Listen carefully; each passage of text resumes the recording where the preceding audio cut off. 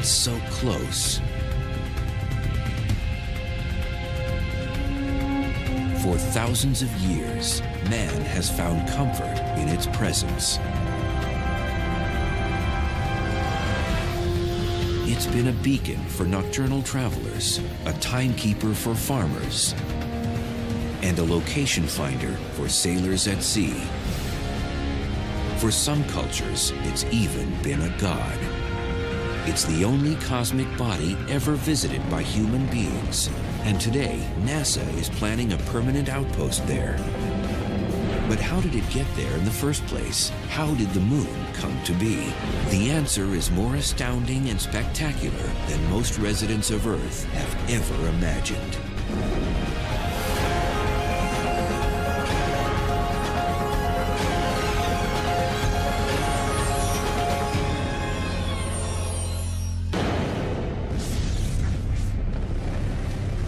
At last count, over 150 moons populate our solar system.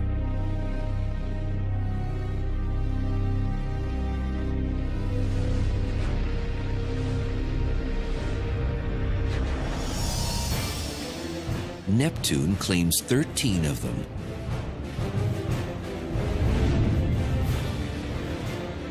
Saturn has 48.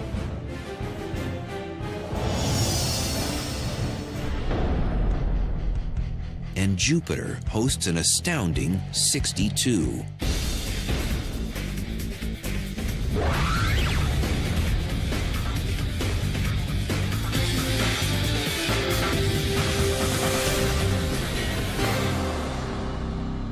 Earth, on the other hand, has just one. But it's a special one. Our moon, Luna, as the Romans named it, is remarkable in its size. It is by no means the largest moon in the solar system. Several others are bigger. One of Saturn's moons, Titan, for instance, is twice the size. But our moon is the largest in relation to its host planet. It's a quarter the size of the Earth. It's really big compared to the Earth.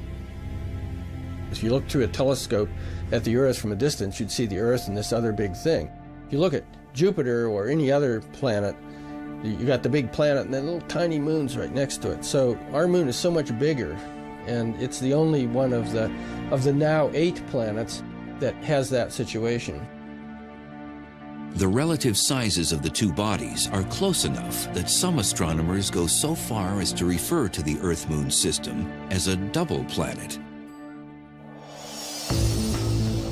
The mean distance from the Earth to the Moon is 234,000 miles, a 3-day flight through space. Luna's diameter is roughly 1/4 the size of Earth's, measuring 2,160 miles. A single day on the Moon is the equivalent of 27.3 Earth days. This is because one side of the Moon permanently faces us. Luna is phase-locked with our planet. So the Moon must fully orbit the Earth in order to make one complete rotation on its axis. Sort of like children in a game of Ring Around the Rosie. They always face inward as they hold hands and move in a circle.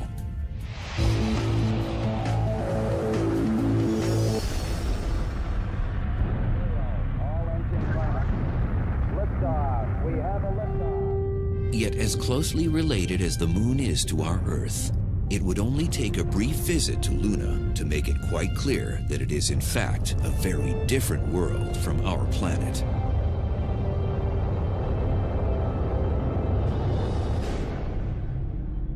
And an exceedingly dangerous place.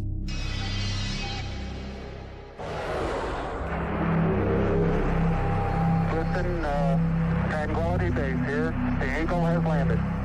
There's no air, of course, so you need your spacesuit. Indeed, the Moon has absolutely no atmosphere at all. So there is nothing to carry sound waves.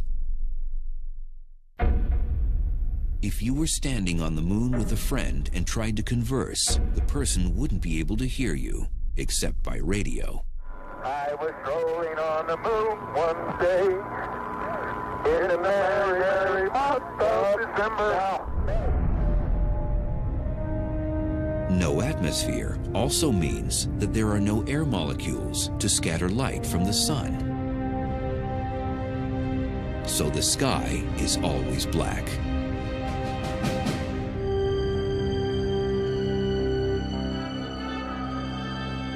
And the landscape does little to help brighten the scene.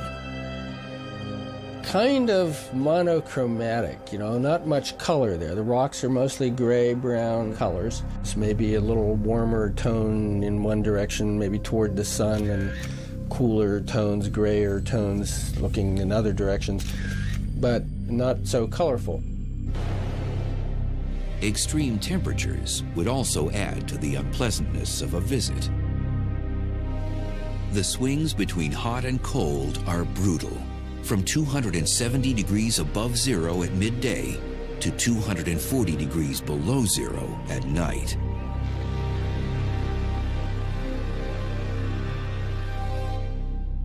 Even the moon's low gravity, just 1/6 of Earth's, could present a hazard to a tourist. A reality the Apollo astronauts kept at the tops of their minds during their many moonwalks.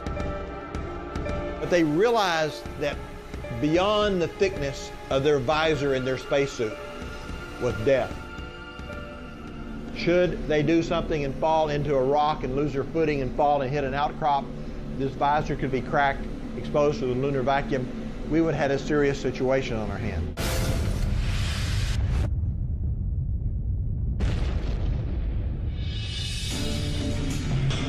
But while a spacesuit could protect lunar tourists against the vacuum of space, a lack of oxygen, temperature extremes, and lethal solar radiation, a potential hazard a spacesuit would do little to protect against is high-velocity micrometeorites.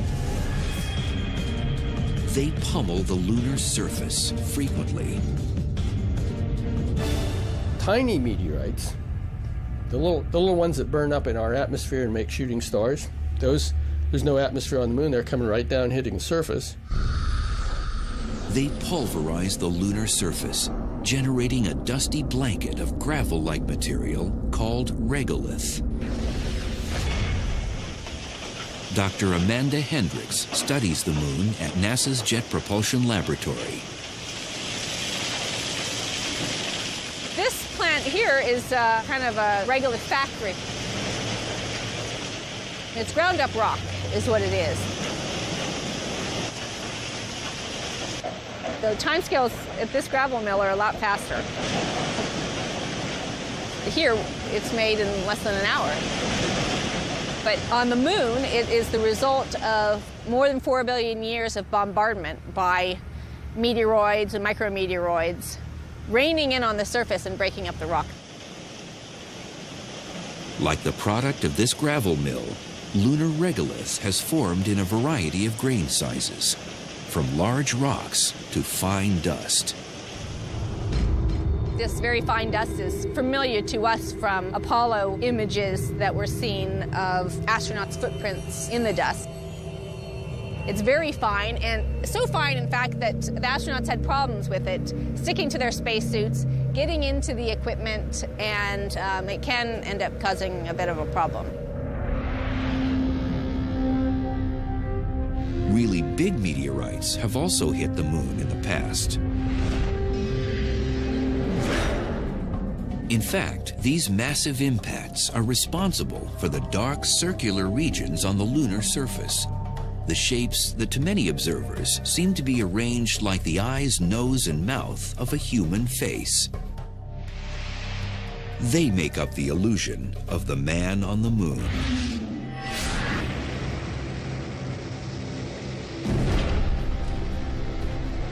They blasted huge basins in the moon's surface. Some of them are 700 miles across. Dark lava eventually burst through at the impact points and flooded the basins.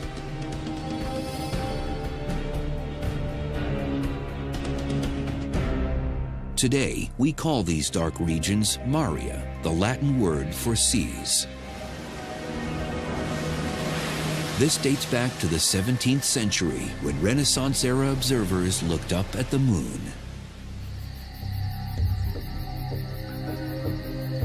They speculated that the dark areas might be oceans, and astronomers of the time gave the many dark spots, or seas, whimsical names. The seas are all named after effects that were once attributed to the moon. So you have the Sea of Storms, and the Sea of Crises, and the Sea of Tranquility, and so forth. Some of the younger impact basins have had less time to erode, so their features are still relatively crisp. One in particular is called Mare Orientale, or the Eastern Sea. It's some 600 miles across, and the impact that created it was so massive and direct, the result looks very much like the bullseye on a target. This Orientale scar is kind of like a bullet shot into glass, where you see all the sort of rings around it and fractures going out. People have often said if that had been on the side facing directly toward the Earth, we might have had a whole different mythology about the moon, because it would have looked like a big eye staring at us.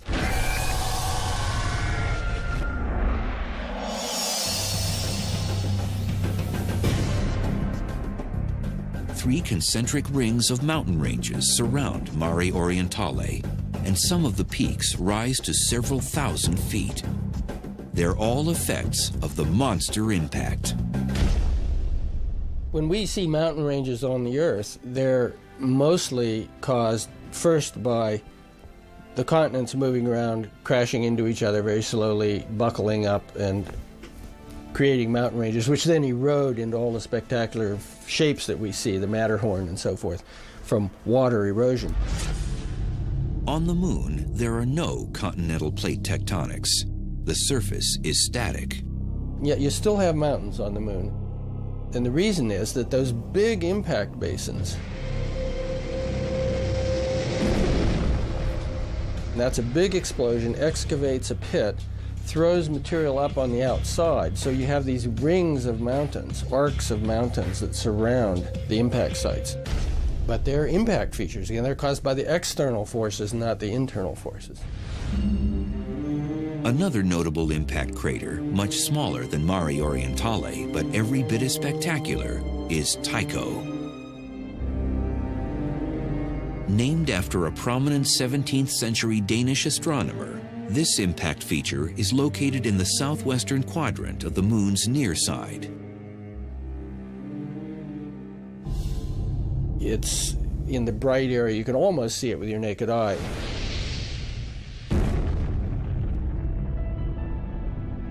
And when that explosion happened, as with many other craters, it shot out jets of bright, powdery dust. So there are these rays that go out from it. It's very striking. The rays of dusty, ejected material extend some 900 miles from the Tycho impact site. A mountain of debris also rises from the center of the crater. This is a result of recoil from the asteroid strike. Some of the highly compressed material at the center of the impact site springs outward once the impacting body either ricochets or disintegrates.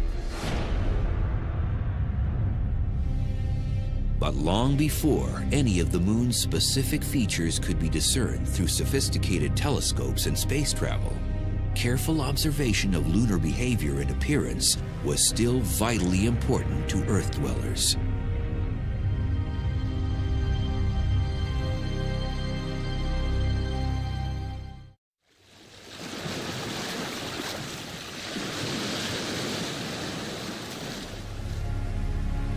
For 15,000 years at least, man revered the moon as a source of light, as a navigational guide, as a reference in agricultural pursuits, and most of all, as a convenient timekeeper. In the days before our modern systems, timekeeping was no simple task. Early timekeepers had two choices. They could monitor the sun or the moon. If you think about trying to keep track of dates, if you use a solar calendar like we do nowadays, there are 365 days in a year, and that's an awful lot of days to keep track of.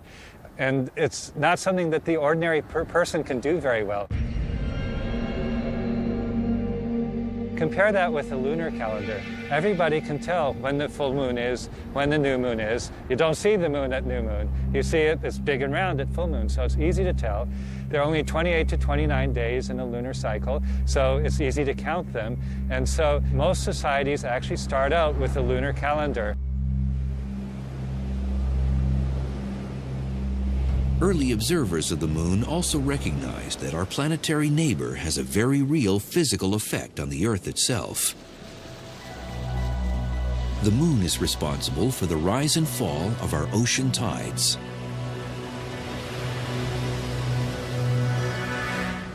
If we think of the moon as being this tennis ball and the Earth as being this football, okay, the tides are caused by the moon's gravitational attraction.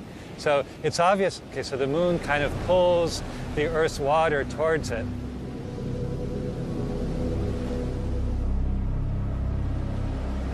And so this creates a slight bulge in the direction of the moon. What's less obvious is there's also a bulge in the direction away from the moon. So there's in fact 2 high tides every day. The other high tide you can think of as being caused by the Earth's centripetal force.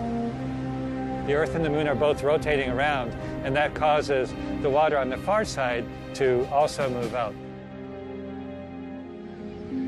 An extreme illustration of the difference between high and low tides can be found along the shore of Canada's Bay of Fundy. The water level from high tide to low tide drops an astounding 55 feet. For some forms of life on Earth, the advance and retreat of the tides creates useful habitats.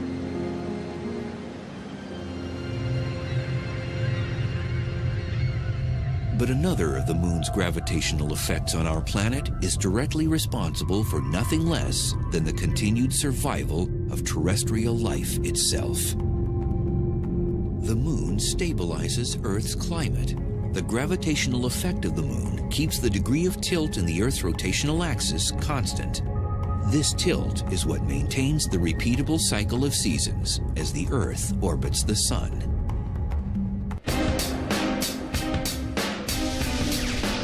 Over the millennia, with the moon's prominent and constant presence in our night sky, men ultimately began to speculate on its origin.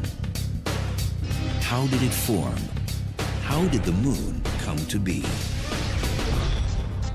In 455 BCE, the Greek scholar Anaxagoras theorized that the moon was simply a rock that was flung off by the Earth.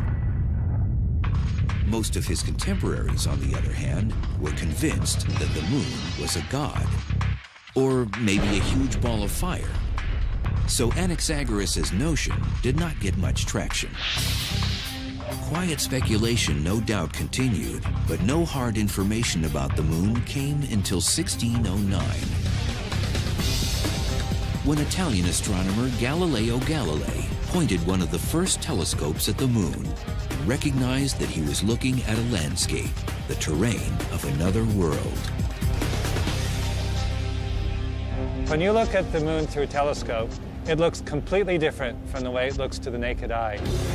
Instead of looking flat the way it does to the naked eye, it really looks round, and you can see the shadows, you can see all these craters that the naked eye does not see, and it just immediately looks like a world. It jumps out at you into 3 dimensions. Galileo made detailed drawings of the small planet's surface and established once and for all that the moon is a solid world, not a god or a fireball. But the groundbreaking astronomer never publicly speculated on the moon's origin, primarily because his interests soon moved to other planets. Not until 1873, did the first science-based theory regarding the origin of the moon publicly emerge. It sprang from the mind of a talented French astronomer named Edward Roche. Roche advocated what's called the co-accretion theory, which says that basically Earth and the moon grew up at the same time out of the same materials. In Roche's day, many scientists began to believe that the planets might have formed from hot condensing clouds of gas.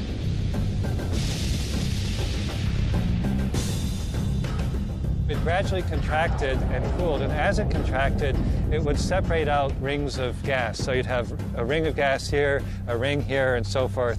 And these rings of gas would then eventually coalesce and form the planets. Roche saw the Earth and the Moon as a solar system in miniature. His idea was that the Earth starts out as a ball of gas and then cools and contracts and sheds a ring of gas that then itself coalesces and forms the moon.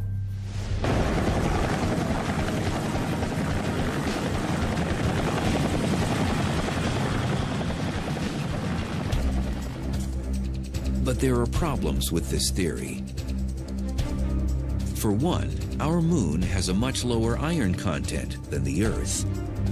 If the two bodies formed from the same materials, their basic composition should be the same, but they are not. This and other inconsistencies soon led fellow astronomers to quest for new ideas to explain the existence of the moon.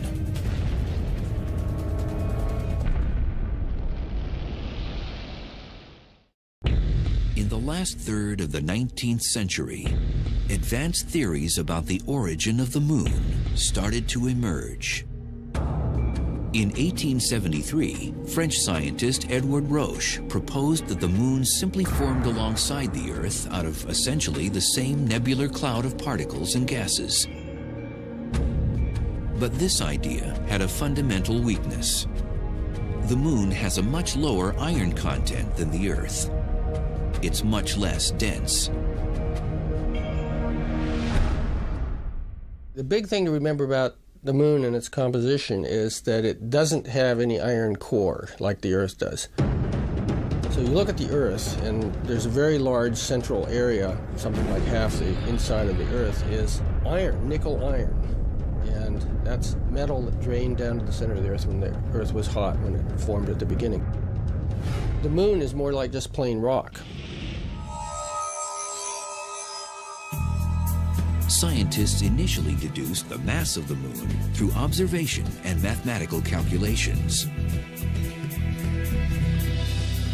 If the moon had formed from the same stuff that made the Earth, the iron content should be similar. It was a hole in the theory Edward Roche couldn't explain. But another idea soon followed on the heels of the co-accretion hypothesis. In 1878, George Darwin announced his fission theory of lunar origin.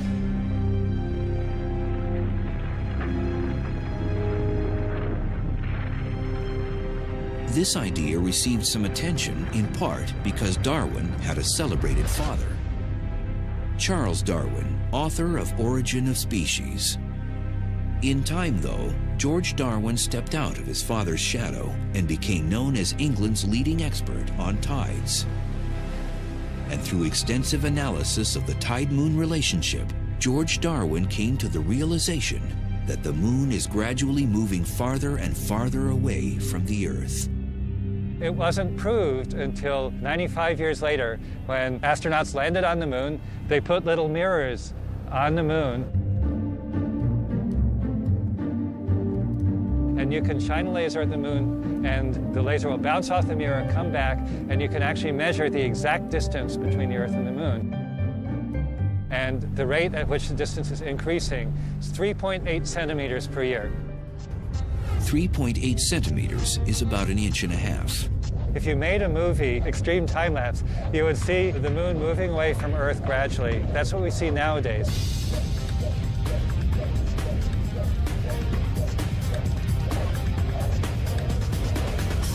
Darwin began to consider what would happen if you reversed the process, if you ran the movie backwards. As we move backwards in time and the moon moves closer, both the moon's orbit and the rotation of the Earth get faster and faster.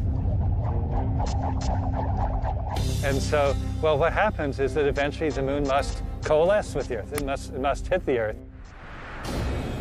The logical conclusion for Darwin was that a portion of the molten, rapidly spinning Earth must have separated from the main mass and spun off to become our moon.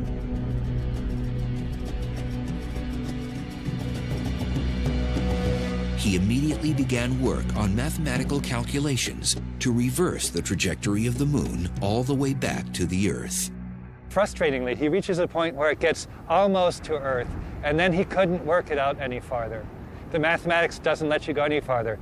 What you get to is a point where the moon is whipping around the Earth at a rate of 5 revolutions a day, or 6 revolutions a day.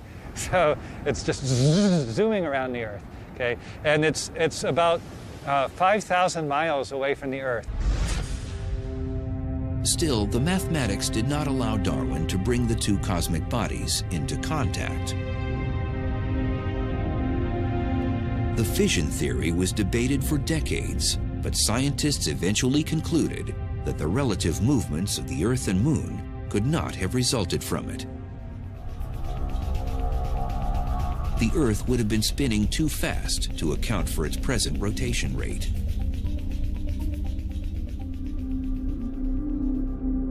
The quest for an explanation of lunar creation continued, and a new theory would soon originate with an American. In 1909, Thomas Jefferson Jackson C. was a U.S. naval captain based at Mare Island near San Francisco. His official job was to keep the standard time for the U.S. West Coast. But C. was also a gifted scientist. As a young man, he had trained as an astronomer. He was one of the first Americans to actually get a doctorate in astronomy. He went to Germany and got a PhD in astronomy, which was, almost unheard of back then. The U.S. was still scientifically total backwater in the 1800s. C's duty station, Mare Island, had an observatory, and the captain's job allowed him plenty of time to theorize. He had spent time analyzing both the co-accretion and the fission hypotheses regarding the origin of the moon, and he wasn't convinced. Gradually, Thomas C. developed a completely different idea. It came to be called the capture theory. Essentially, C theorized that the moon had actually formed in a different part of the solar system from the Earth, that it orbited the sun just like the other planets, but that at some point it had moved too close to Earth and was captured by Earth's gravity. His idea was that there's something that he called the resisting medium in outer space, which we know is not there now. C never adequately explained what this resisting medium was supposed to be, possibly tiny particles of matter. Regardless, he was sure it no longer existed. His idea is that for the Earth to capture the moon would have to come in from far away, and then it would hit this resisting medium and slow down, and then gradually get captured into an orbit. Maybe not at once, might take a little while, but gradually it'd be captured into Earth's orbit. It's a little bit like a bungee jumper jumping off a bridge. They'd go down, come back up, not quite as far, go down, come back up.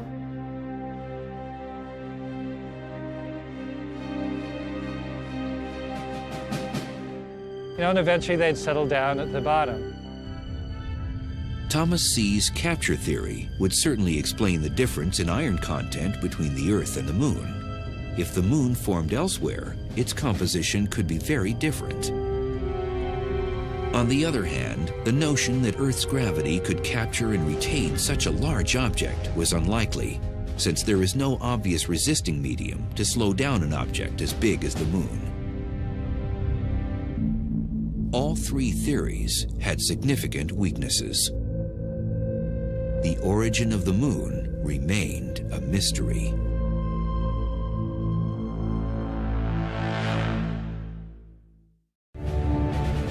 On July 20th, 1969, U.S. astronauts set foot on the lunar surface for the first time.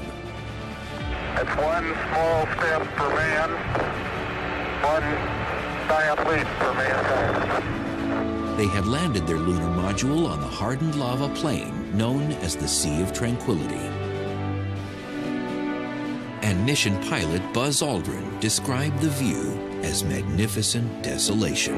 Beautiful view. Isn't that something? Magnificent sight out here. The astronauts brought back 48 pounds of moon rocks and dusty soil, or regolith. Our position 1330, 6915. Geologists at Johnson Space Center in Houston eagerly awaited their arrival.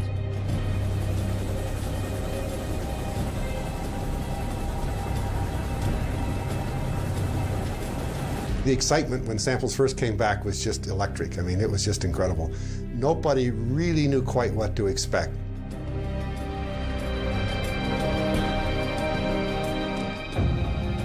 And we realized right away that we had basaltic rocks, like one might see in Hawaii.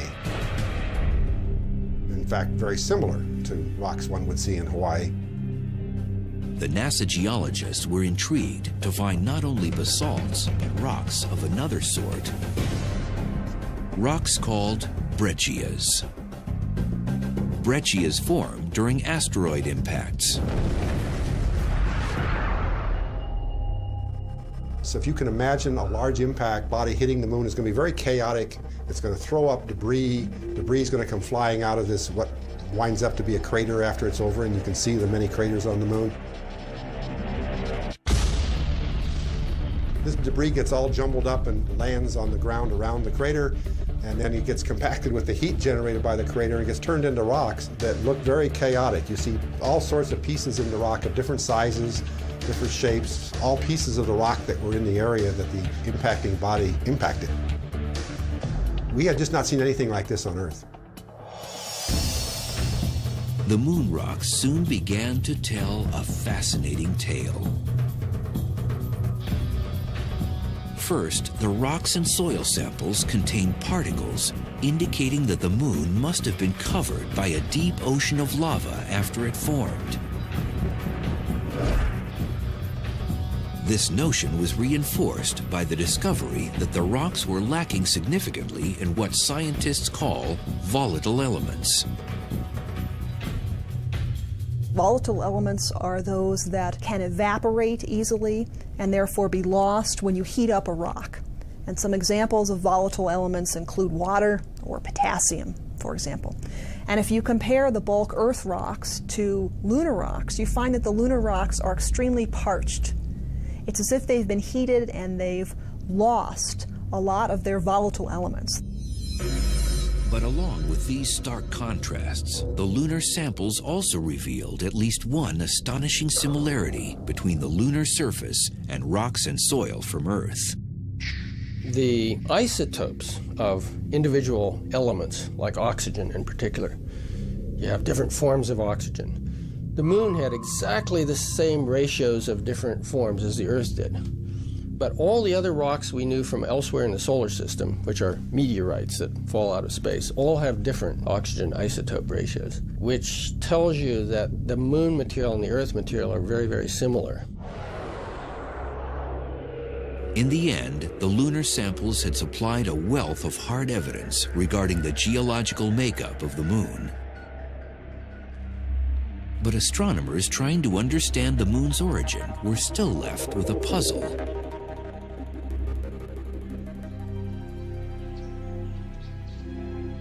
For William Hartman of the Planetary Science Institute in Tucson, Arizona, the information gleaned from the moon rocks supported some ideas he'd been working on for nearly a decade. Now a distinguished astronomer and painter of space images, in the early 60s, Hartman was a graduate student at the University of Arizona, taking part in a project to map impact craters on the moon. from the enormous basins or seas to the smallest visible dimples. We realized during this mapping in the 60s that the big basins are actually impact features. Very large asteroids hit the moon and made these huge explosions. Some of those are 600 miles across. How big an object does it take to do that? Something like 100 miles across. So we had large objects running around in the inner solar system as the Earth was forming, and they were crashing into planets. For Hartmann, the notion that 100-mile-wide asteroids once impacted planets begged a couple of questions. Could planet-sized objects have ever collided? And could that have something to do with the formation of the moon? By 1972, Hartmann and fellow Tucson astronomer Don Davis had created a computer program to help them explore these ideas. The program made a rough attempt to simulate the accretion process in the early solar system. The astronomers wanted to see if any other planetary bodies formed near the Earth that could have crashed into it. The idea was, if there was some other body there and it finally crashes into the Earth and blows off all this crustal material from the Earth, as well as from the impactor itself, maybe the moon could form out of that. Sure enough, the simulation showed that a second planet could have formed in the Earth's accretion zone, one about the size of Mars. It wasn't the moon, because it had formed from the same elements as the Earth and should therefore have had the same iron core and heavy density as the Earth. The moon, of course, does not. That was evidence enough for Hartmann to formulate a new fourth hypothesis. It came to be called the giant impact theory.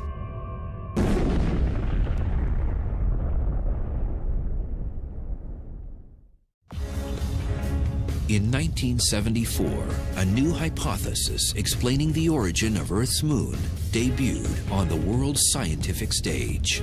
Its proponents dubbed it the giant impact theory. The basic idea is that about 4.5 billion years ago, Earth collided with an object roughly the size of the current planet Mars. It's a very large collision, and it started the Earth spinning. It's what gave us our current 24-hour day, we believe. And this collision was so massive that it launched material into orbit around the Earth, and it's from that material that we believe the moon later coalesced.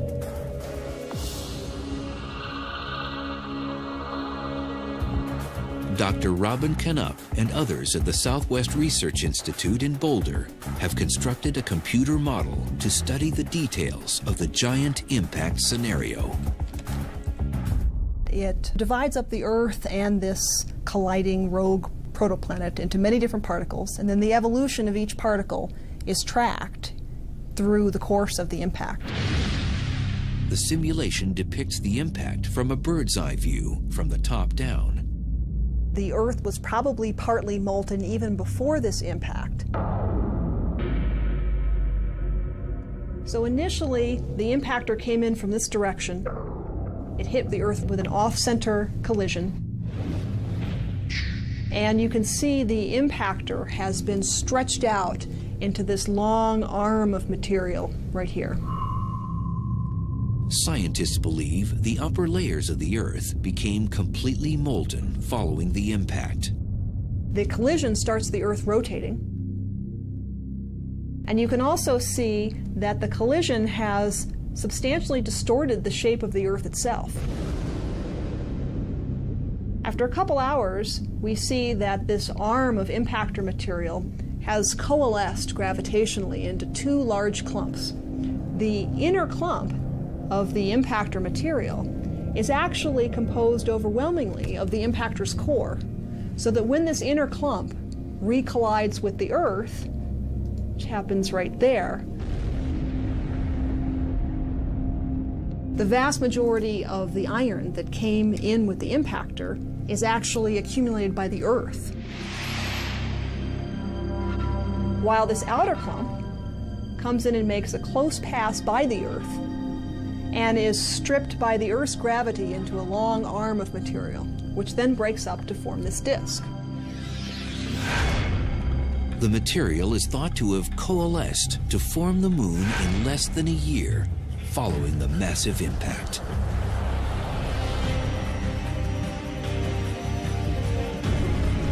There is no sign of this impact on the Earth today, because at the time, our planet had only developed to about 90% of its current size.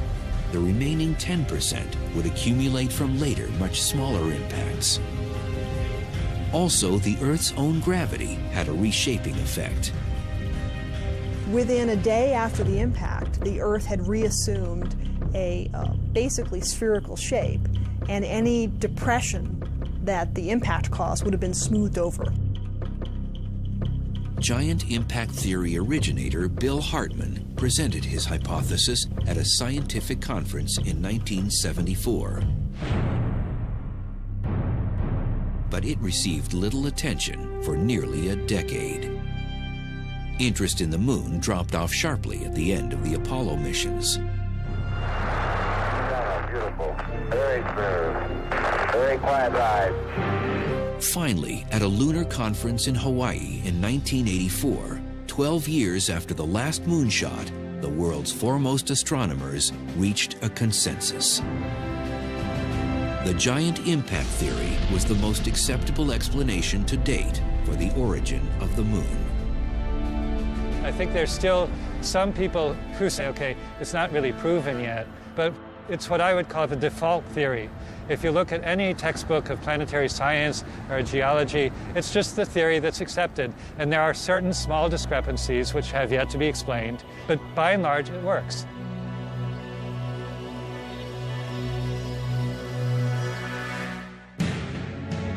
Even with an agreed-upon theory of how our moon came to be, scientists have not finished studying our closest cosmic neighbor by any means. In fact, talk of returning to the lunar surface with a permanent manned outpost has recently emanated from the White House and NASA headquarters. Gorgeous views out the window. Big sequence good, everything go. Such a base could provide a place to train astronauts to live in space long-term, as well as provide a more efficient launch point for eventual missions to Mars. But such lofty scientific goals are far from the minds of average residents of Earth, who occasionally peer up at the glowing, mesmerizing lunar disk in the night sky. For us, talk of lava oceans, regolith-forming micrometeorite. At last count, over 150 moons populate our solar system.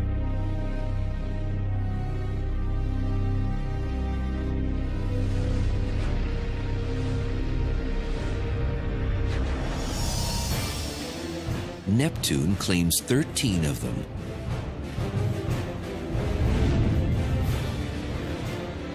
Saturn has 48.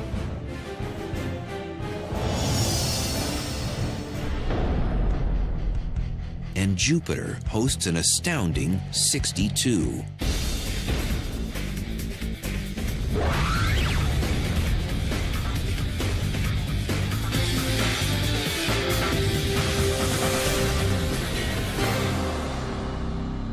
Earth, on the other hand, has just one.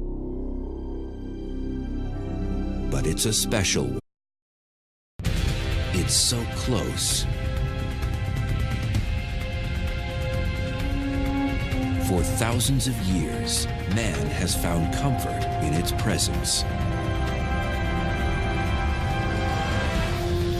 It's been a beacon for nocturnal travelers, a timekeeper for farmers, and a location finder for sailors at sea. For some cultures, it's even been a god. It's the only cosmic body ever visited by human beings, and today NASA is planning a permanent outpost there. But how did it get there in the first place? How did the moon come to be? The answer is more astounding and spectacular than most residents of Earth have ever imagined.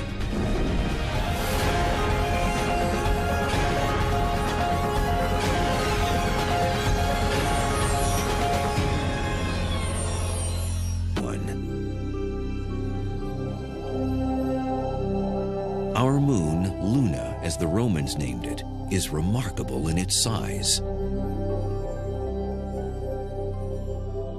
It is by no means the largest moon in the solar system. Several others are bigger. One of Saturn's moons, Titan, for instance, is twice the size. But our moon is the largest in relation to its host planet. It's a quarter the size of the Earth. It's really big compared to the Earth. If you look through a telescope at the Earth from a distance, you'd see the Earth and this other big thing. If you look at Jupiter or any other planet, you got the big planet and then little tiny moons right next to it. So our moon is so much bigger, and it's the only one of the now 8 planets that has that situation. The relative sizes of the two bodies are close enough that some astronomers go so far as to refer to the Earth-moon as to our Earth. It would only take a brief visit to Luna to make it quite clear that it is in fact a very different world from our planet.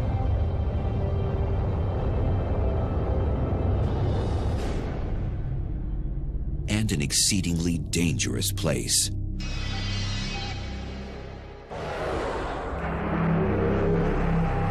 Listen, Tranquility Base here. The Eagle has landed.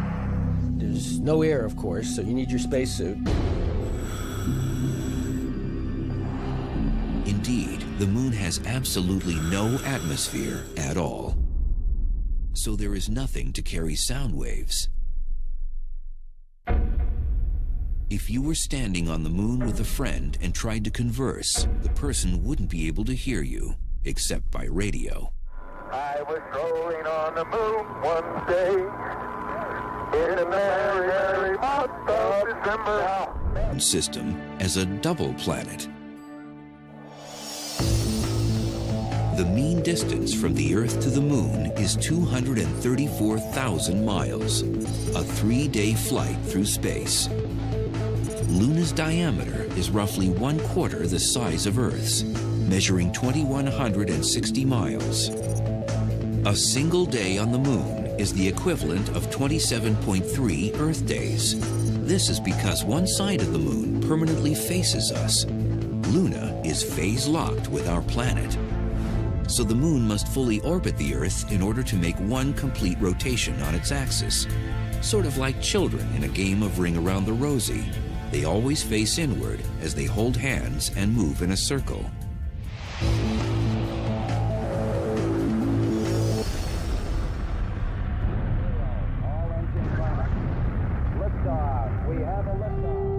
Yet as closely related as the moon